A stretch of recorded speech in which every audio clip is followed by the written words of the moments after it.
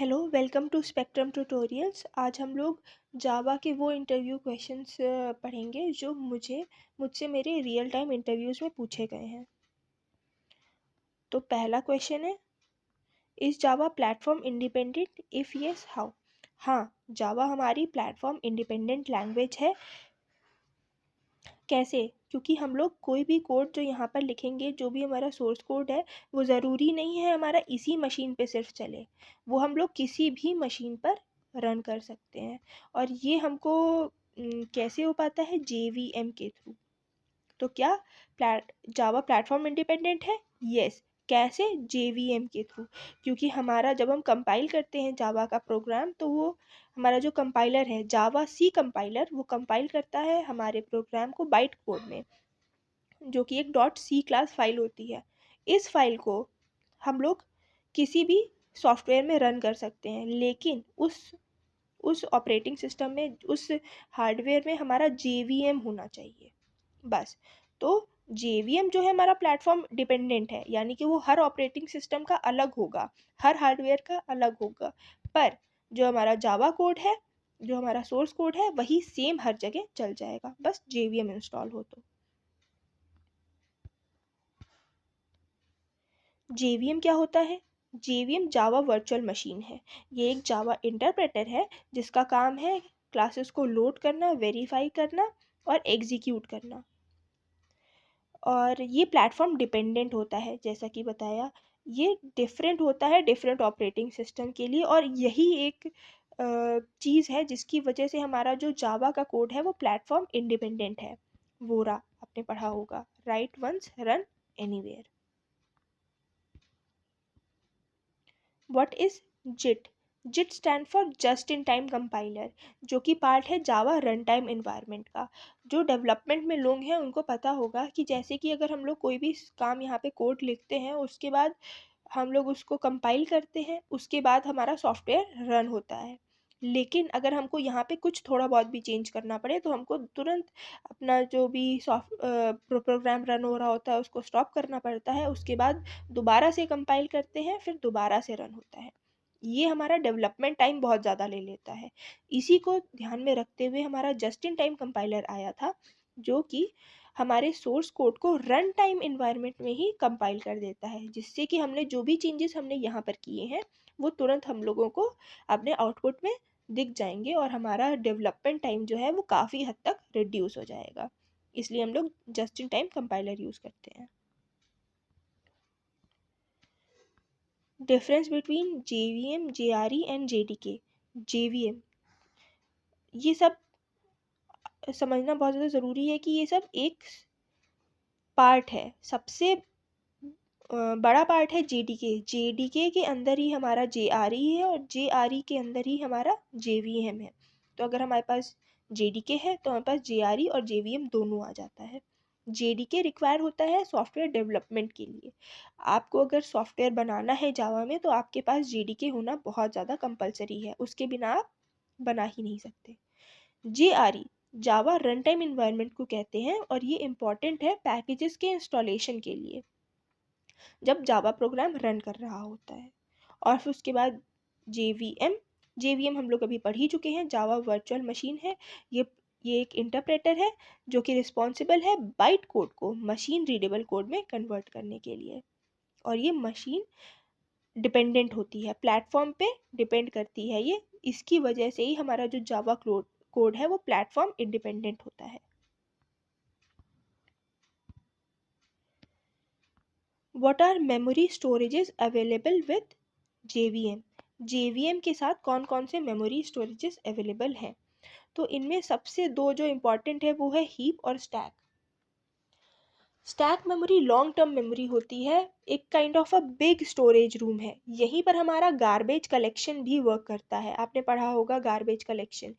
ये बहुत ही important question रहता है इंटरव्यूज़ के टाइम कि हीप मेमोरी और स्टैक मेमोरी में से गार्बेज कलेक्शन कहाँ वर्क करता है। ऑब्वियसली वो लोग उसको घुमा फिरा के पूछते हैं, लेकिन ये बात हमेशा याद रहनी चाहिए कि हीप मेमोरी में ही हमारा गार्बेज कलेक्शन वर्क करता है। ये एक बड़ी मेमोरी होती है, और जब भी हमारा प्रोग्राम एग्जीक्यूट होना शुरू होता है तो उसको यहीं पर ही स्पेस दी जाती है। अब हमारे प्रोग्राम में कुछ फंक्शंस भी होते हैं। उन फंक्शंस के लिए जो मेमोरी यूज़ होती है वो है स्टैक मेमोरी। स्टैक मेमोरी जैसे ही हमारा फंक्शन स्टार्ट होता है उसके लिए जितने भी वेरिएबल्स डिफाइन है या फिर उसको कंप्यूटेशन करने के लिए जितनी भी स्पेस रिक्वायर्ड होती है वो हमारी स्टैक मेमोरी में मिलती है। और जैसे ही इसका एग्जीक्यूशन ख़त्म हो जाता है वैसे ही ये स्टैक मेमोरी इसने जितनी भी स्पेस ली होगी स्टैक मेमोरी में वो रिलीज़ हो जाएगी और हमारी स्टैक मेमोरी क्लियर हो जाएगी। बाकी के ये भी इम्पॉर्टेंट है, आप इन सबको भी रीड कर सकते हैं, लेकिन इन दोनों के बीच में आना बहुत ज़्यादा ज़रूरी है। What is class loader? Class loader एक पार्ट है जेवीएम का जिसकी की रिस्पॉन्सिबिलिटीज़ हैं लोडिंग, लिंकिंग और इनिशियलाइजेशन। तो ये भी आप पढ़ सकते हैं यहीं पर से, इसमें ज़्यादा कुछ है नहीं एक्सप्लेन करने का।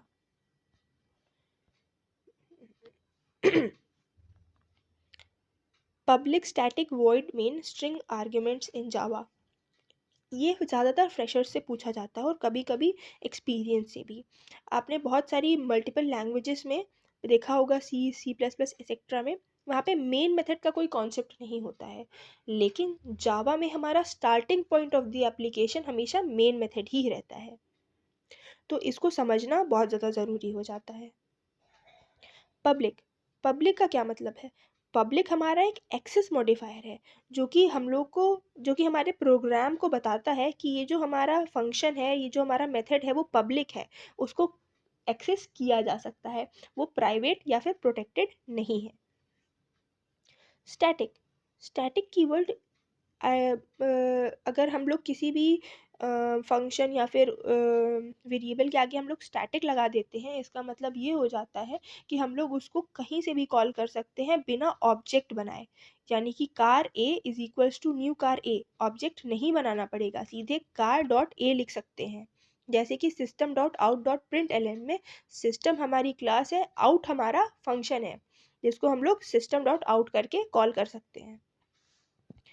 वॉइड में वॉइड क्या है? हमारा कीवर्ड है जो कि बताता है कि हमारा जो ये फंक्शन है वो कुछ भी रिटर्न नहीं करेगा। मेन बताता है कि जो हमारा फंक्शन डिक्लेयर हुआ है वो हमारा एक मेन फंक्शन है।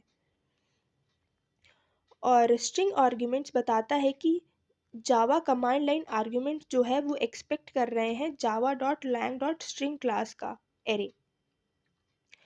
और एक बात और थी, कुछ इंटरव्यूअर्स ये भी पूछते हैं कि क्या हम लोग मेन मेथड को ओवरराइड कर सकते हैं? हाँ, हम लोग मेन मेथड को ओवरराइड कर सकते हैं, लेकिन हमारा कंपाइलर स्ट्रिंग डॉट आर्ग्यूमेंट्स वाले इस आर्ग्यूमेंट से आइडेंटिफाई कर लेता है कि हमारा ओरिजिनल वाला मेन मेथड कौन सा है, और हम लोग जो हमारा कंपाइलर है वो हमेशा इसी ओरिजिनल वाले मेन मेथड को ही कॉल करता है। इसको डिटेल में हम लोग अगले वीडियो में पढ़ेंगे।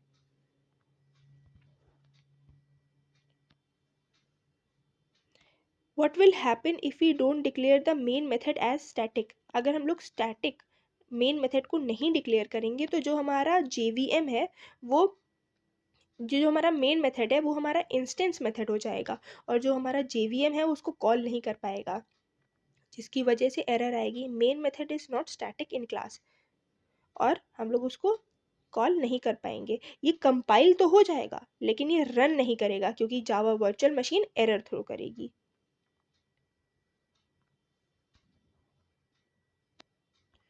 What are packages in Java?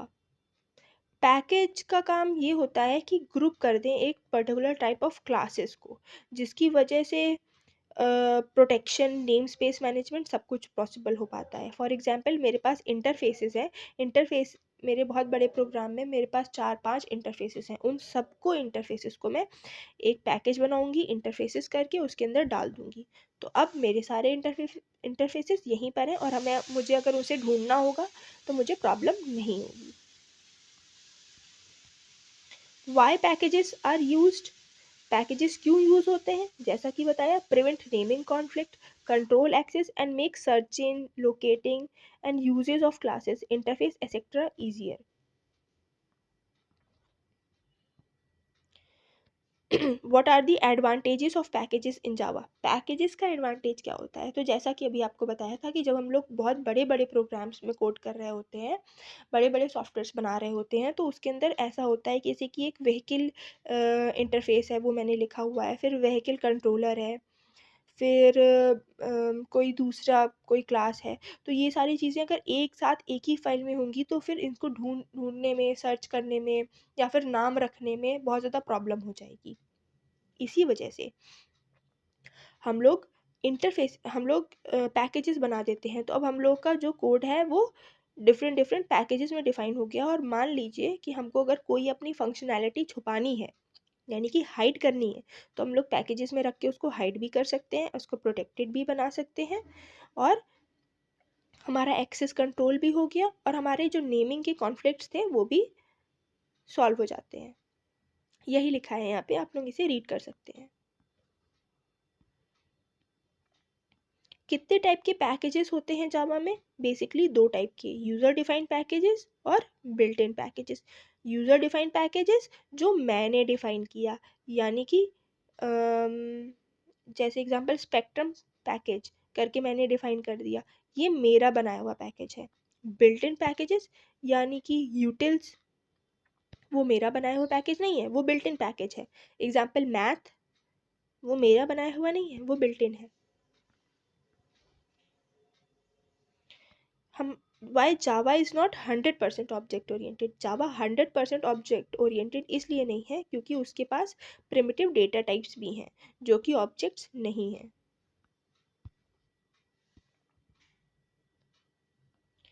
What is the use of system dot out dot print L N method?